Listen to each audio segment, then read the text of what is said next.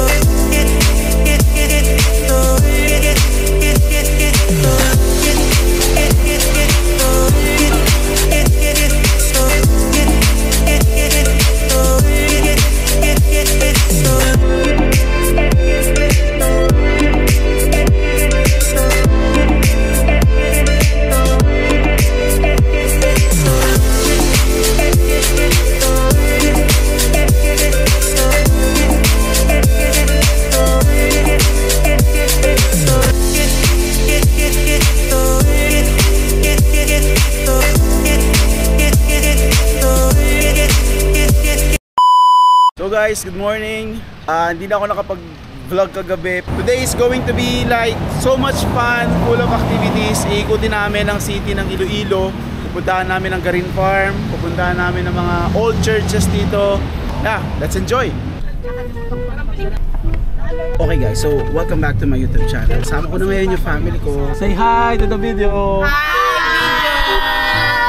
Okay. And then nag-coffee kami. Safety first.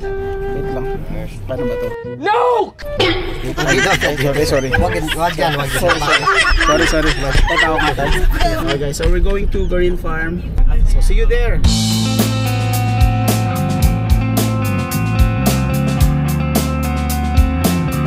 Yung sa KMJS, yung Vanishing Mansion, yung may nagpapakita daw sa ano. Ito. Yan o.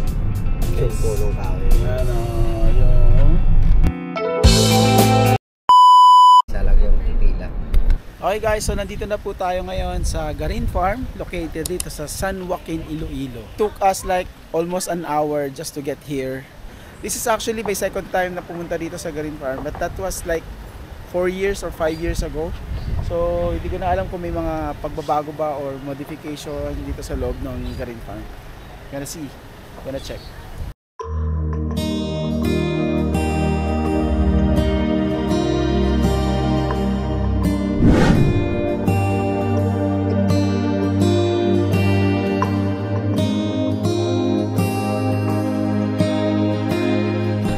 Super dress pa itong misis ko. Pero carry pa din. May mga kapatid ko. Ayan. Asan na yung dalawa? Nagkakalbari pa din. Tayo, malapit na tayo sa langit eh. Okay guys, we are now entering the dark tunnel. This is one of the highlights. Pumunta kayo dito sa Garin Farm. Of course, ngayon, nandito na sa pinakataas. Papasok tayo dun sa tunnel. Sa dark tunnel. Inaantay natin yung dalawa ko pang kapatid. Hindi ko alam, baka bumalik na sila ng Maynila. Ginagawa nyo! Sa gilid na sila dumadaan guys. Patas dyan na kayo sa gilid. We're now entering the dark tunnel. Good morning sir. Nakasulat dito. To know more about the country. Yan po kasi yung destination.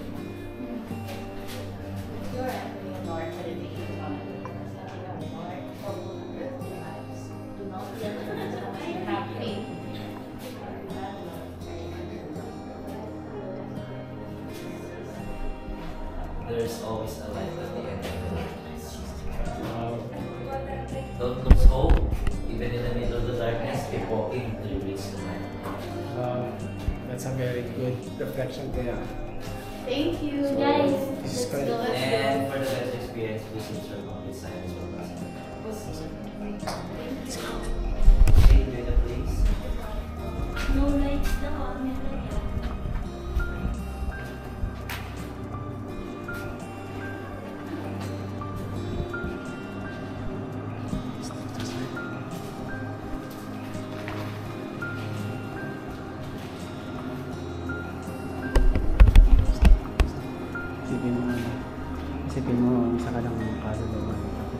umakyat sa langit.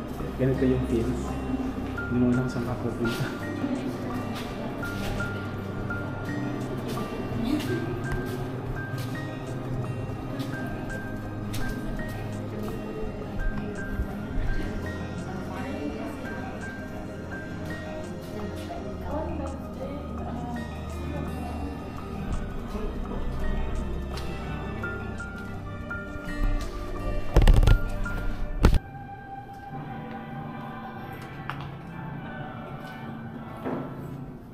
Teka lang. Hindi ko pwede sa langit. Let's go guys. Papasok na tayo sa langit. Kami yung mababait na nilikha ng Diyos. Deserve namin ng langit. Let's go guys. Let's go.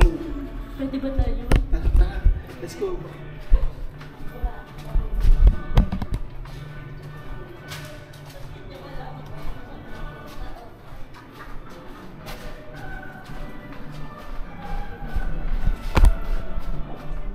Wow!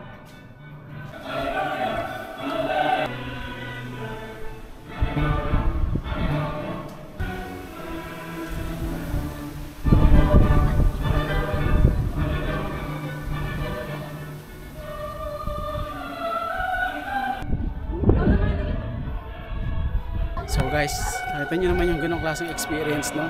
Na bagamat nahirapan tayong umakyat sa napakalaming hagdan, no? Ito naman yung naging price natin. Kumbaga, it's like a heavenly price. So if you're going to, contextualize that sa buhay natin, it's like all the hardships, struggles, and all of the temptations na kinaya nating labanan.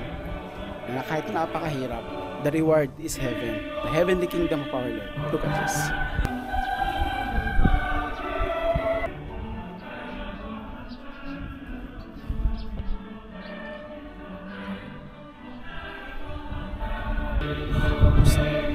Pasok ka ba dito? Oo, langit ako eh. Bakit? Hindi pwede.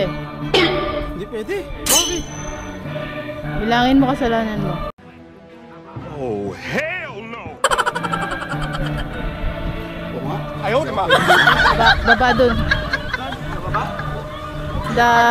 The fire one. So yun guys, we're done going up doon sa taas ng Tonggarin farm na to. Siyempre we had the chance na makapag-contemplate, magkaroon ng reflection, yun na, ang ganda-ganda, diba? So nakakapagod pero it was all worth it. Ha? Saan po tayo, ma'am? Inangat ko na yung switch ko para pumantay. Hindi pa din eh. Wala to. Yung e-bike natin. So guys, ngayon papunta na kami ng yun. Hanap kami ng mga makakainan.